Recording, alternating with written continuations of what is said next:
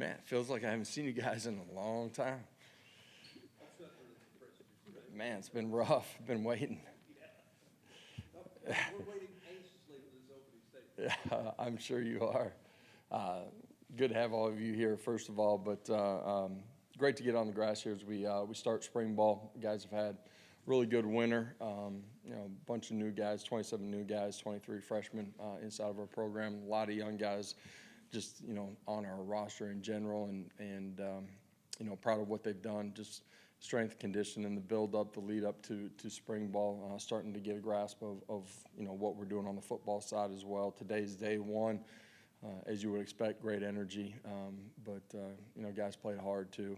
There's going to be a bunch as we go back and watch the tape that it's the beginning part of the journey, and challenge those guys after practice, man. It's about consistent growth. It's about not making the same mistake twice and learning how to play the way that you have to, and that starts with effort, attitude, and playing tough. And we'll continue to grow on the smart side of it as we continue to go through spring, but in the lead up to kickoff as well. But really proud of what they've done in the beginning part. The first quarter of our off season here as we kick off the second with spring ball.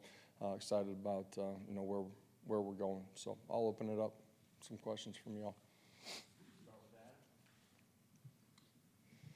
Josh, you've got George MacIntyre out there. When you have a young quarterback like that in his first practice, a lot of information, a lot of pace. What's your advice to him about how to process all that early on? Yeah, it's just the beginning stages for a young quarterback. So, recognizing signals, how to communicate.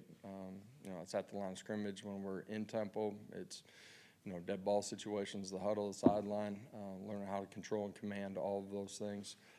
You work on that in the lead up, but once you get helmets on and we're out on the grass, it's a little bit different. Today did a really good job understanding structure of defense. Where are you taking your eyes? That's pre-snap, post-snap, and then your fundamentals got to play into being consistent and giving yourself a chance to be accurate with the football once you make a sound decision. So, man, I just listed off a lot of things that got to happen. It's day one, like what he did today, but there's going to be a lot of growth here through spring ball.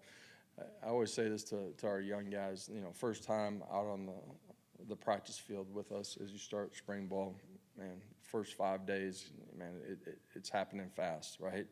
The calls, formation recognition, the speed of the game, it's all faster. Second 5, you kind of find your groove, and if you're doing it right, by the time you get to the end of spring ball, you're a dramatically different football player than you were at the beginning. So just understanding that you just got to continually invest, and you'll reap the rewards as you go through the process.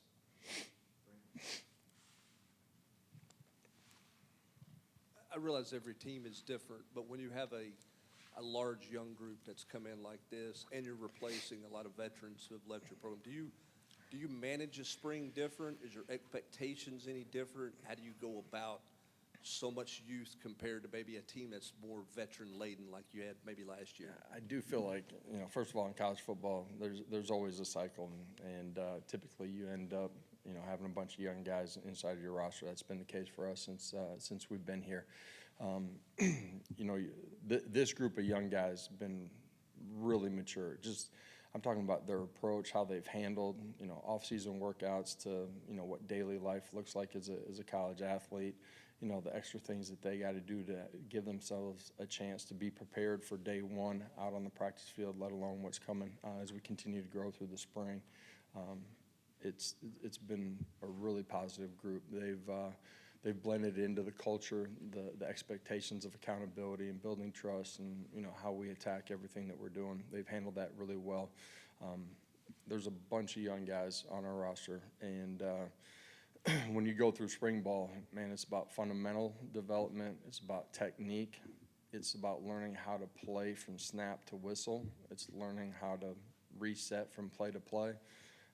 There's a ton of growth that has to happen, but we have a ton of growth that we got to take them through, and it starts with all of those things to get them to where they need to be. And we don't kick off until, I don't know what the date is, but September. There's a long journey that we got to go through, and they got to grow through that.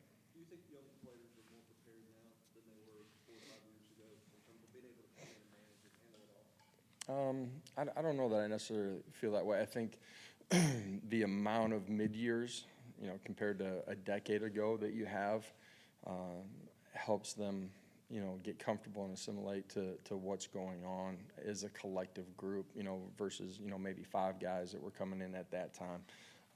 It feels like they're with their class, which I think is a positive thing for them. The process that we go through during the winter, I think helps give them a chance to continually grow into the lead up of spring ball. Where day one, it is day one in helmets, but they feel like they're prepared for that moment too. I guess I'll continue the theme of young guys, but David Sanders, we obviously see what he looks like physically, but what's he like just sort of, I don't say mentally, but as a person, as a player, what kind of person is he like off the field? Man, super smart kid that very engaging, very personable. He's got a great family, cares about the guys around him. He's had great work habits since he arrived, continued to grow. There's a lot of growth for him and every young guy that's come onto our roster. He's put on weight. He's got to continue to do that, continue to grow into his frame, but it's got great athleticism. Okay. I'll probably ask you for the second question after I answer the first one. So you go into year 5, and this is the first time without Cooper Mays in front of this practice. How different is that? And then talk about maybe the build-up in recruiting that room, the growth in that room, and what that is in the portal. Yeah, like what we've done inside of that room, the portal additions that have experienced some years in college football, body types that we like, both smart guys as far as their ability to process information at the O-line position. Excited, once we get to the pads, you tend to find out a whole lot more about the guys up front. It becomes real football, but really excited about them. The young players that we've added the last couple of cycles inside of that position room, really excited about their growth and development. Physically, there's still a lot of that left out there for them as we continue to go through our off season before we kick off or get to training camp. Excited to see them grow on the football field fundamentally in technique in the cycle of college football. We've been fortunate to have Coop and you mentioned Spragues for a long time. But that's the great thing about college football too is your roster changes, and it's exciting to have young guys that got to grow into it and take control and battle and fight and find out who's going to be ready to play at a championship level. You had Seth over the last few months. Knowing him for such a long time, knowing what he's been able to do as a head coach, as a coordinator, Yeah. how big was that just to get that extra veteran set of eyes, voice, that kind of Yeah, always at the end of the day trying to make, just like you do in the recruiting process, make your roster as strong as you can, try and do the same thing with your staff. And the addition of Seth, but the other guys that we've hired, really excited about the experience that they have, the success that they've all had. My relationship with Seth, I think makes it easy in the transition as far as, man, he's going to be straightforward with me and be able to bounce ideas off of me, just having sat in that chair as a head coach too. And so excited about having him and the other guys here as we started spring ball.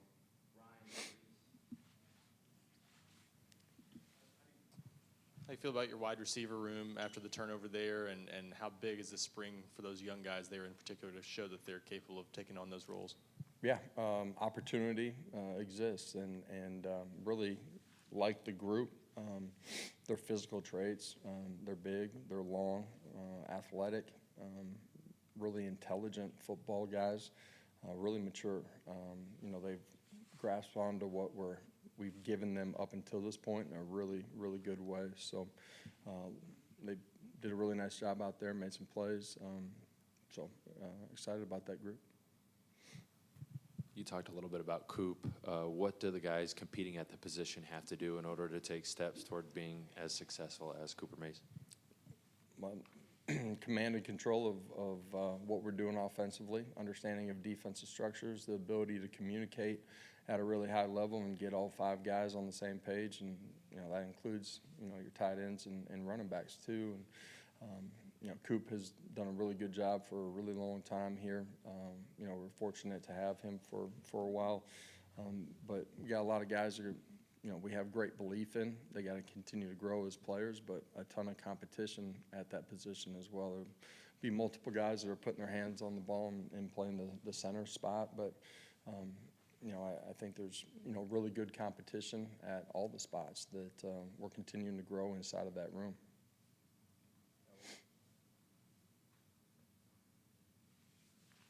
Teams across college football have changed spring games up for different reasons. Just what went into the decision to have a spring game in Neyland and stick with tradition? Yeah, it's not just the tradition of it. I do love the spring game opportunity for our fans to be here inside of the stadium, but it's usually a great environment on campus that day.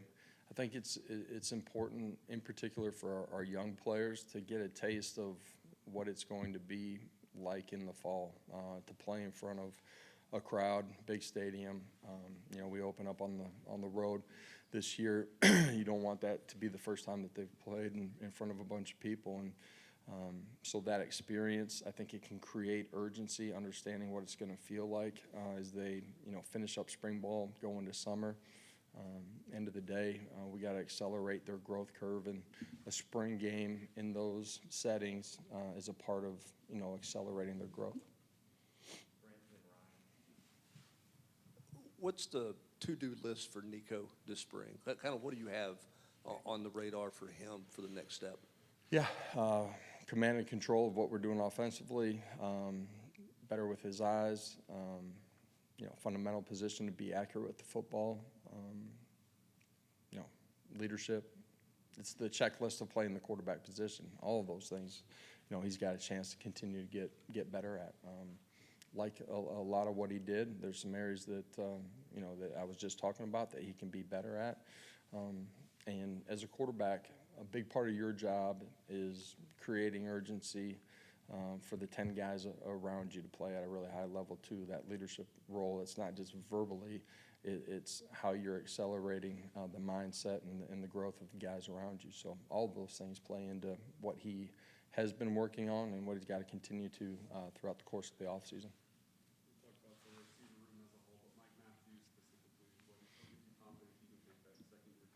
Yeah, Mike's had a really good offseason, just physically continuing to grow into his frame.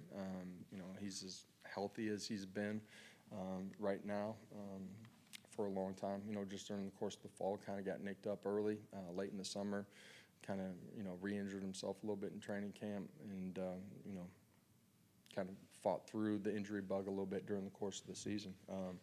In year 2 for him, growth of control in his mind, how he approaches everything every day. He's really matured in a really good way, and so I'm excited about what he's done up until this point in the offseason, but really like what he did today on the practice field, and we have high hopes and expectations for him. Last 2, Adam and Rick. Josh, everybody's going to take the transfer portal window after spring. How do you manage coaching football and managing a roster at the same time? Do you delegate? Do you separate your time? How do you do that? Man, college football kind of has been this way. I don't know how many years now. It's been long enough that I can't count them. Like when we're doing ball, it's about ball, and you get to the back end of spring, portal opens up, and then you turn your attention to those things.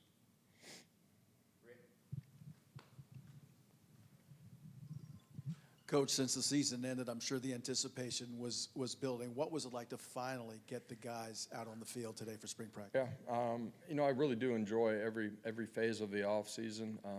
Guys get back, they're excited about getting in the weight room and doing some stuff with them, and on the conditioning side, some football.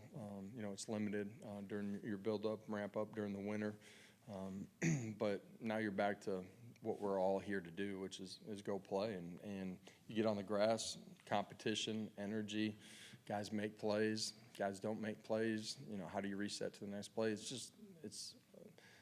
I love spring ball because it's an intentional time of, fundamental technique. Just you're starting on the football side on the ground floor. You reset every year. So a lot of fun to get back out there with those guys.